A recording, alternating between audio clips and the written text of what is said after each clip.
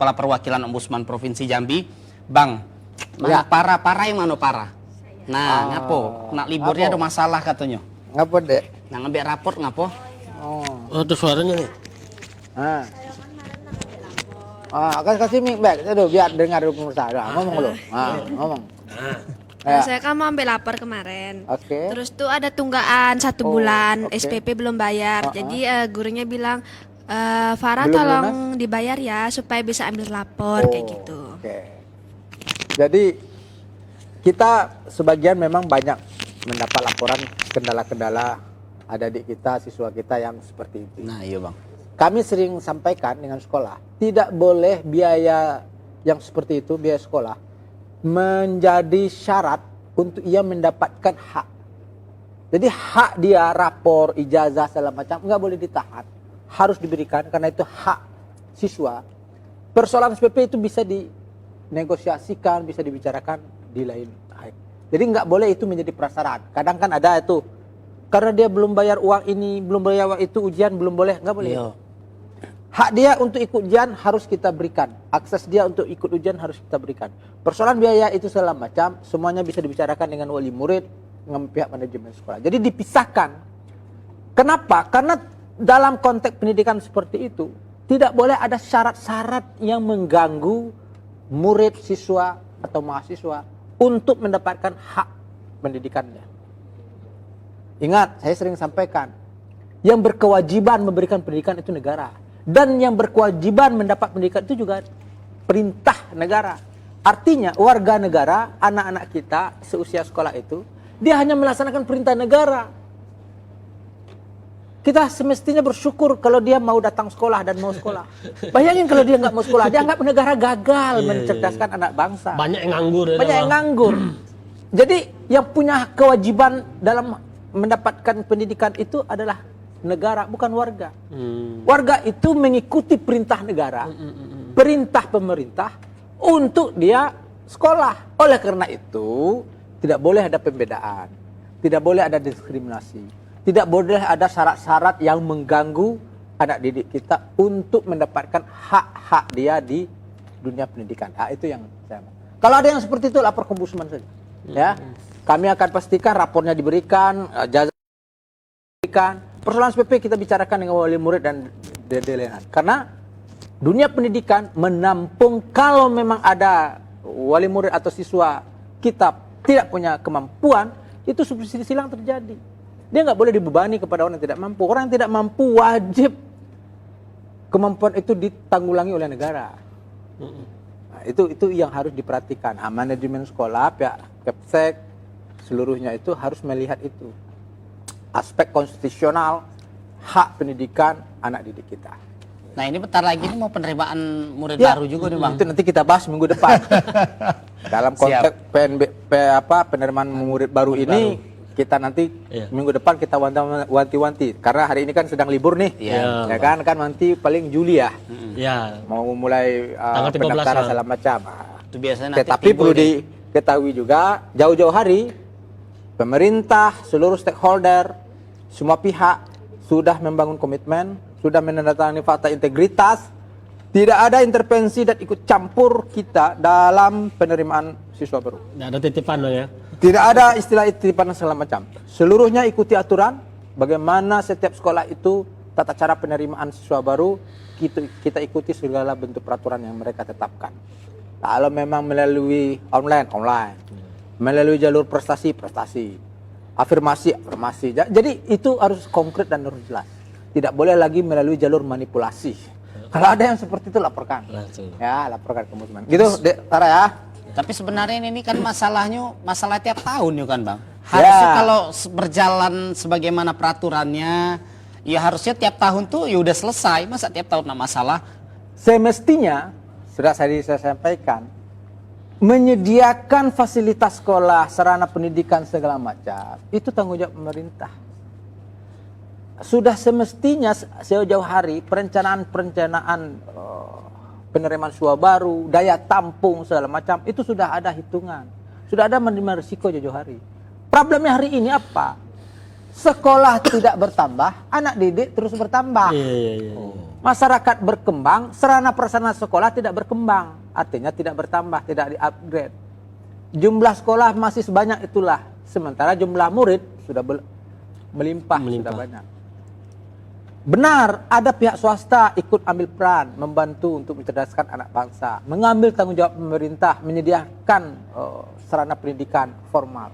Semestinya pemerintah bantu itu seluruhnya, supaya setiap warga, setiap anak usia sekolah mendapatkan hak pendidikan itu sama saja dia, baik di negeri dia maupun di swasta. Tapi Bang, balik lagi ke situ kan berarti anggaran pendidikan bukannya Itu yang kita balik lagi ke kalau benar-benar dipatok atau benar-benar diplot untuk anggaran pendidikan 20% itu, lalu murni untuk kita urus dunia pendidikan, aduh, semuanya udah tinggal datang sekolah aja sebenarnya. Ya, baju, sepatu, alat tulis segala macam itu bisa negara bayar, bisa dibantu. Bisa, yang penting anak ini asal mau sekolah saja, negara itu semestinya.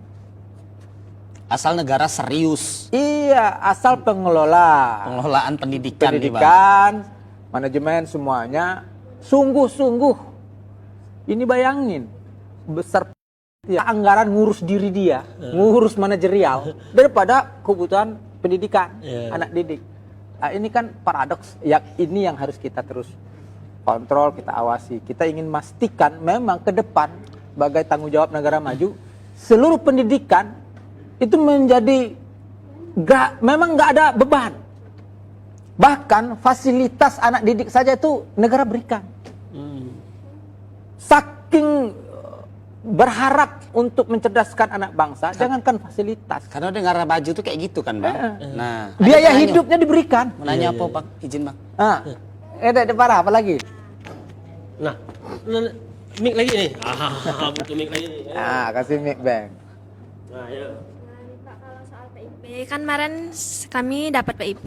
Oke. Terus disuruh pihak sekolah disuruh dapat PIP itu suruh bayar ke sekolah semuanya untuk SPP semuanya gitu, biar nggak ada tunggakan lagi. Tapi ini separuh duit PIP itu kami ambil, sisanya untuk bayar sekolah. Sekolah bilang ini kok cuma segini, kan harusnya semuanya kayak gitu. Karena sepatu untuk beli tas, sepatu sama tas kemarin. Ya. Nah, itu kenapa pula sekolah-sekolah pula yang ngatur harus bayar semuanya? Kan anggaran itu ada yang memang harus dibayar untuk kebutuhan pendidikan, ada akomodasi atau kebutuhan siswa. Ya dipisah-pisahin lah. Dia minta beasiswa PIP-nya ini semuanya Store dibayar semua. ke sekolah. PIP itu minta store semua ke sekolah. Ya maksudnya apa? Iya nggak boleh. Itu kami juga sedang menerima laporan, sedang menangani malahan dek para pihak manajemen pendidikan ini mengelola sendiri dana-dana PIP yang seperti itu, dana KIP seperti itu, bukan diberikan kepada siswa.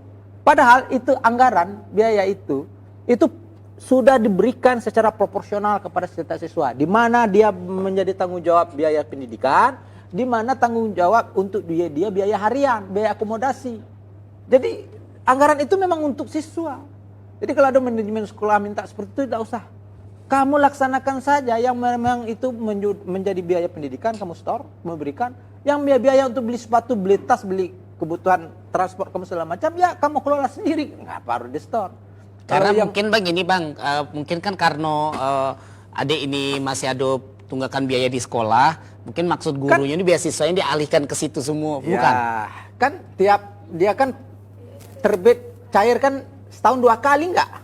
Iya kan dia setiap kebutuhan bayar SPP dia terbit, dia cair barang biaya itu. Itu kemarin tunggakan 2 bulan. Oke. Tapi itu mau dibayar 2 bulan tuh nggak boleh harus habis PIP-nya di situ gitu. Itu masih nunggu 2 bulan. Iya. Oke. Mau bayar 2 bulan bayar gitu nah. Ya harusnya bayar 2 Harus bulan. dihabisin semua. Jadi PIP itu harus setor ke sekolah semua gitu, biar nggak ada tunggakan lagi. Kedepannya mau tunggakan apa? Jadwalnya aja belum, pembayaran aja belum. Artinya mau dideposit duluan. Ya, Terus kayak nanti gitu kalau mungkin, Bang. kalau cair nanti berikutnya didestorkan lagi. Enggak, berikan aja secara proporsional. Kalaupun ada tunggakan yang terjadi pada siswa pada saat PIP itu keluar, ya bayarkan lagi. Berarti bisa diberikan rekomendasi nih Bang sekolah, Bang. Itu kasih tahu itu. Dari ombudsman. Didik aja, tuntun saja siswa itu agar dia menggunakan anggaran itu secara proporsional. Kalau memang itu biaya kebutuhan SPP segala macam, itu memang wajar. Sebenarnya logika kalau dia penerima PP dia nggak ada nonggak, kan dia cair, ya kan? Waktu dia cair ya store lah. Tetapi yang di mana kebutuhan dia, yang itu biaya di luar pembiayaan sekolah langsung, ya itu kebutuhan dia. Berarti dibayarkan yang 2 bulan itu aja. Kalau selebihnya jangan di-store-in Bang ya. Enggak lah, itu kan sudah kebutuhan Anda. Iya. Biaya beli tas tadi kan, beli sepatu, beli kebutuhan Anda. Itu kan bukan biaya pendidikan. Yang biaya pendidikan yang SPP, yang segala macam itu kan bisa dibayar semua. Artinya negara sudah berikan itu. Berarti itu udah menyalahi aturan Bang ya. Salah lah. Maksudnya apa? Bayar duluan, didepositkan duluan, supaya nggak nonggak berikutnya. Kan berikutnya cair lagi. Kok dideposit duluan? Maksudnya apa nih? Bayar duluan, belayarnya belakangan? Nggak. Dunia pendidikan nggak boleh begitu. Proporsional saja. Oke. Oke, baik ya Farah ya. Udah ya. Berarti bisa lah nih. Kalau apa-apa nanti langsung ke ombudsman. Ya, lapor ombudsman aja nanti Ya. biar kita lihat apa sesungguhnya kekhawatiran manajemen sekolah, pihak sekolah, bila mana siswa penerima PIP itu dikhawatirkan dia tidak mau bayar. Enggak, itu hak. Justru sebaliknya. Anda itu punya perjanjian dan sudah punya kontrak dengan dana PIP. Kalau Anda pun nanti terjadi ketidaksesuaian jadwal, Anda tidak lagi penerima kan? Iya. Iya, ada konsekuensi, sudah ada kontrak mereka. Jatah mereka S1 berapa? 8 semester.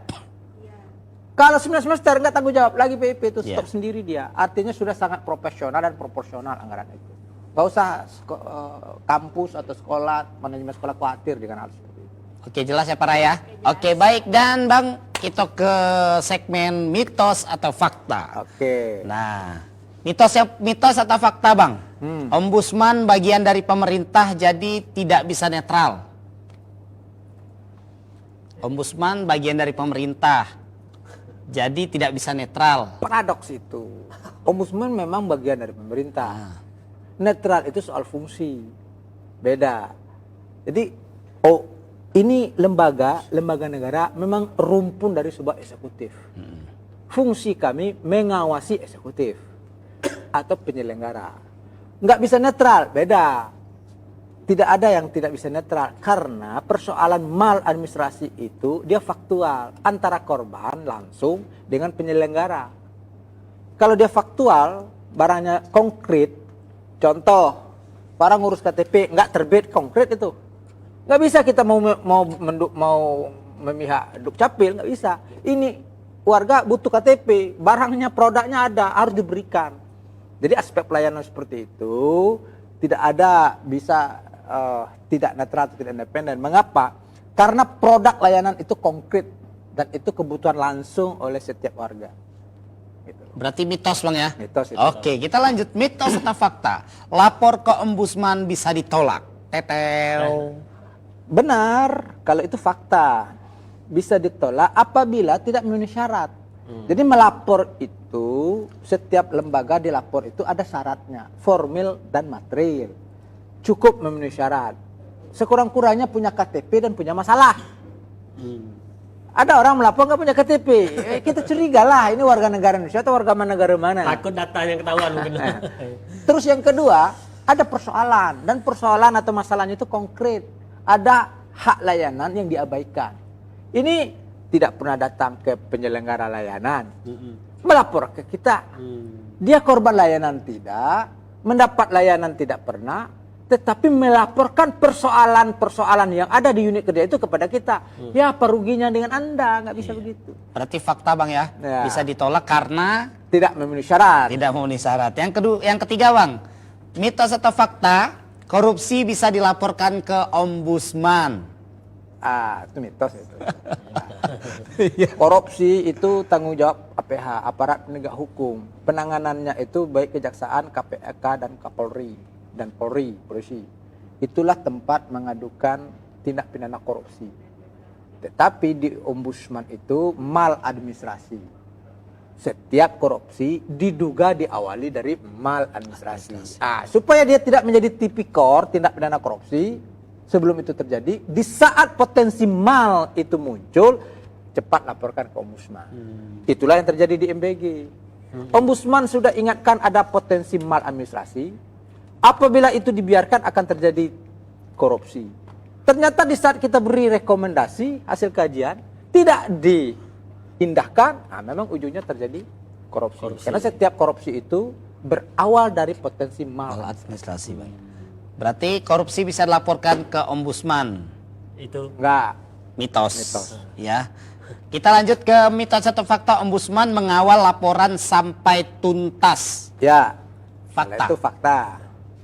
Fakta, Ombudsman itu mulai dari menerima laporan, verifikasi laporan, pemeriksaan laporan, sampai tindak lanjut daripada potensi mal yang kita temukan. Bila mana itu tidak juga selesai, Ombudsman sampai kepada level menerbitkan rekomendasi. Rekomendasi yang diterbitkan Ombudsman itu sama dengan keputusan pengadilan. Dia bersifat inkrah final dan nggak bisa digugat.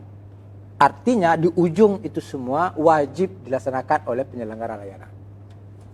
Oke, baik, tepuk tangan dulu untuk mitos atau fakta. Itu dia, mitos atau fakta. Dan tentunya biasanya percakapan kita tentunya di warung di Lapor Roswandi ini berakhir di mitos dan fakta. Nah, dengan berakhirnya ada mitos fakta ini, Bang, maka untuk hari ini cukup sampai di sini dulu, Bang. Sampai jumpa minggu depan. Kita akan berubah jadwal lagi. Tayang, kasih tahu. Ya, jadwal tayang kita, pemirsa, bahwa jadwal tayang itu berubah. Yang biasanya kita di 10.30 waktu Indonesia Barat, mulai minggu depan akan berubah di pukul 16.30 waktu Indonesia Barat.